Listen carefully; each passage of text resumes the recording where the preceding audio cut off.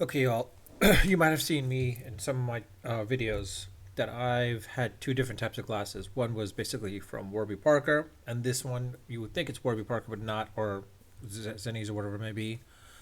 No, they're not. These are actually from a while back. I actually got these in 2020. Sorry, 2020. Um, which is a bit surprising, or late 2020, which is a bit surprising because one of the things is these are the View glasses. Now, the View glasses were touted as the first smart glasses out there um, after, Google Glass had come out at that point.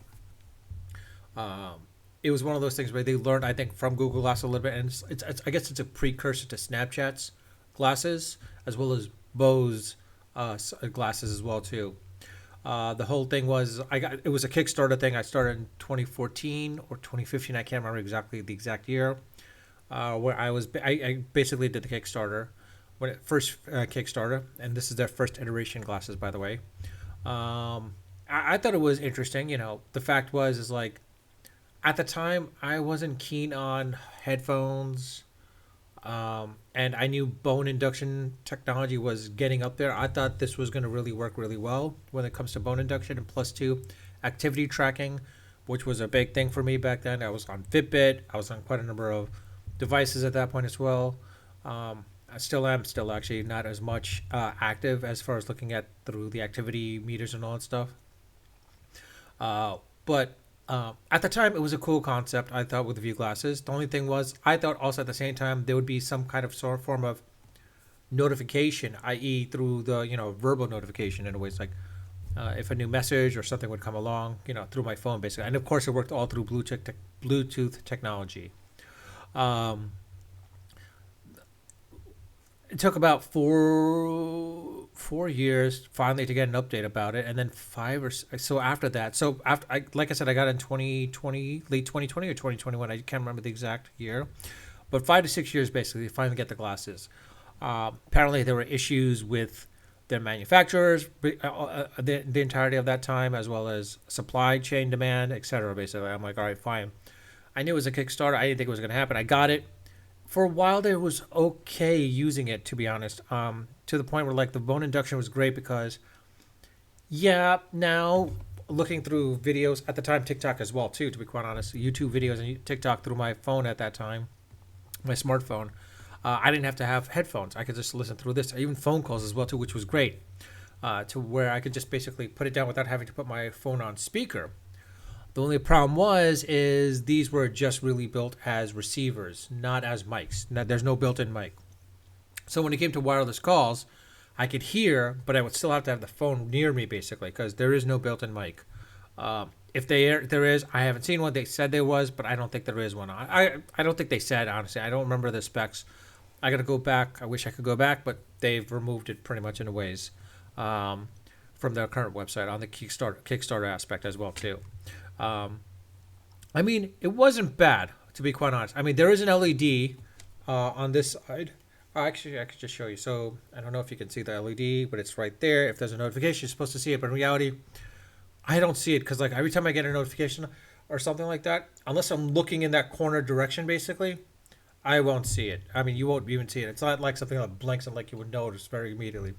And that thing with the bone induction, basically, as you see here, this item or not this item, this piece right here, it's the bone induction speaker basically. These are the speakers which is supposed to be bone induction, but in reality, when you move it off, it's just like speakers as well too. To be quite honest, but the only thing is, it's not as proper bone induction as you think it would be. It fits in very tightly, to be honest. So it's not all that really comfortable to wear, to be quite honest, for a full day. And the other factor is as well too, the battery life only lasts 8 hours or something like that. I mean, they still function as glasses. Still, you can still use them as glasses. I don't believe there's blue light lenses, unfortunately, in this situation. That's the one thing that sucks. There's no blue light lenses. I wish there was, but there isn't. The other thing is as well too, the battery life, as I mentioned, it's not. It's very minimal. I mean, I could get a good maybe 6 hours without a charge and get away with it. It comes with its own case. It's kind of a big behemoth case. Like if you think of one of those big battery phone chargers that you used to have in the past, like those big bricks, think of it like that size basically. You've got to put it in place, and that's it. The problem is sometimes when I put it in there, the glasses are still connected on Bluetooth. So sometimes if I'm getting a call or something like that, it answers. I'm like, the speakers are over there, and I have to disconnect the Bluetooth at that point, which kind of sucks as well too.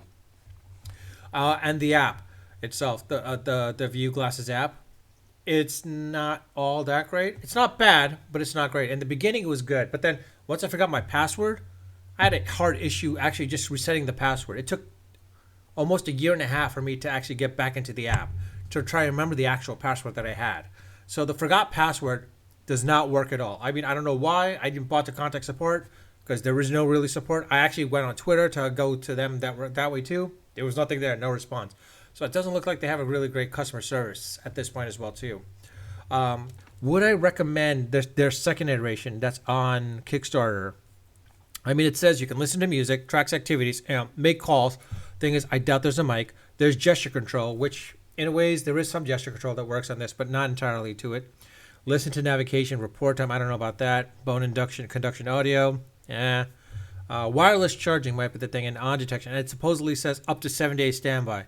I'll believe it when I see it. And customizable styles. That's one thing that's pretty nice. It has some different styles at that point too. But to be quite honest, I would not. If anything, I would just wait it off and see what Apple comes out with. I have a feeling they've got something coming down the line, which will work out really well. Because after what they saw with Bose and Snap's glasses, and learning from Google's mistakes with Google Glass, I think they'll have something in place as well too. And the style wise, I think they'll be, compared to all the other stuff that's out there. I mean, I'm pretty sure it's going to be much more keen on the normal everyday consumer user.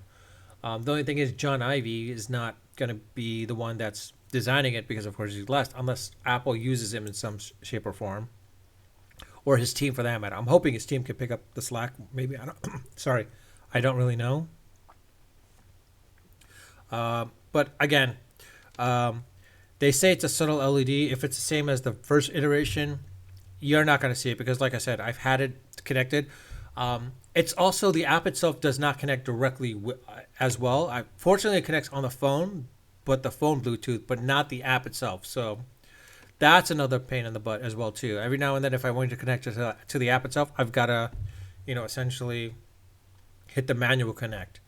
The other aspect as well too, there is gesture controls. I mean, there was an experimental aspect where you could actually pick up a phone call with a head gesture. Basically, the problem is sometimes if my head is down and a phone call came up, it will answer, and I'm like, I didn't mean to answer the phone call.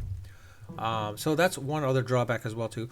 Honestly, I can't say if this is something that's useful or not. To be quite honest. If anything, I would, I don't know, wait it out a bit and see what happens. Maybe the third iteration, but honestly, I would say just wait for Apple. Apple's probably going to come up with something much better at that point as well too. And plus two, I think they'll have something in place too, where it's app, specifically Apple glasses, to the point where it would be specifically much more battery efficient, and maybe they'll have some AR built into it as well too, to be and from that aspect. Honestly, I don't know what's going to happen. Maybe one of the other glass companies, Ray-Ban, I don't know the glass companies out there. There's that one big conglomerate that has 95% or 90% of the glasses, and then there's the Zennies, the Warby Parkers, and etc. They're probably going to come up with something that's kind of a smart glass at that point as well too. Ideally it'd be really cool if there's the case where the glasses become automatically sunglasses as well too. That'd be pretty cool, but I doubt that's going to happen. And the other thing, like I said, is you need to carry the case because it's its own charging as well too, and it has its own built-in charging. But the problem is, If you don't have the case, good luck. It doesn't work. It'd be great if you could actually have a cord so that you could also like put it in the cord, like a USB-C type of thing or something like that. I mean, I don't know how hard that is, but it would be great if they could do that because like putting it in a case, not always that great to be quite honest. Um, as you can see, mine is kind of like almost. It's the first iteration. It's the classic, I guess you could say. Um, I don't know what would be considered a great pair of smart glasses. I think that that's still a case of its infancy stage, and the other factor is as well too. People wearing contacts, love wearing contacts. Um, if contact lenses have that aspect as well too, where they're building technology into the contact lens of like building some aspects of AR into it as well too, or some sort of smart contact lenses, that'll be interesting to see. But I don't know how that will affect the eyes, to be honest with you. But these at least shouldn't. But who knows? Um, Again, subscribe if you want to. Comment if you have any comments about it. If you have views, let me know what you think of yours. The first iteration. If you have the second iteration, I would love to hear about it as well too. If you guys can comment about it, that'd be great because I'd love to know about other people what their thoughts are on the View glasses, specifically for those that not specifically anyone that had the first iteration that did the Kickstarter way back in 2014 or 2015. I honestly can't remember. Maybe 2014, I would say, and or 2015. Actually, it might have been 20. It might have been 2012. Actually, surprisingly enough, 2011 or 2012. I remember. I think it might have been one of those years. Just as long, basically, to get it, basically. But in any case, I mean, I would love to see View succeed. Quite honestly, because they kind of knew where to go with it and built it in a ways that was right. The only thing is the price 179. I don't know, like it's still the early bird was like a 159, but if it was outright 159, 179, yeah, that's great. But the question is will it have like those with the progressive lenses and such, or even the polarized transition lenses? You still have to pay extra for that as well too, and I don't know if that's covered in a what's that called? Probably an FSA. I don't know if it's covered with an FSA or for that matter with your vision benefits basically as well too. Maybe the lenses might be. I don't know, but it's hard to say.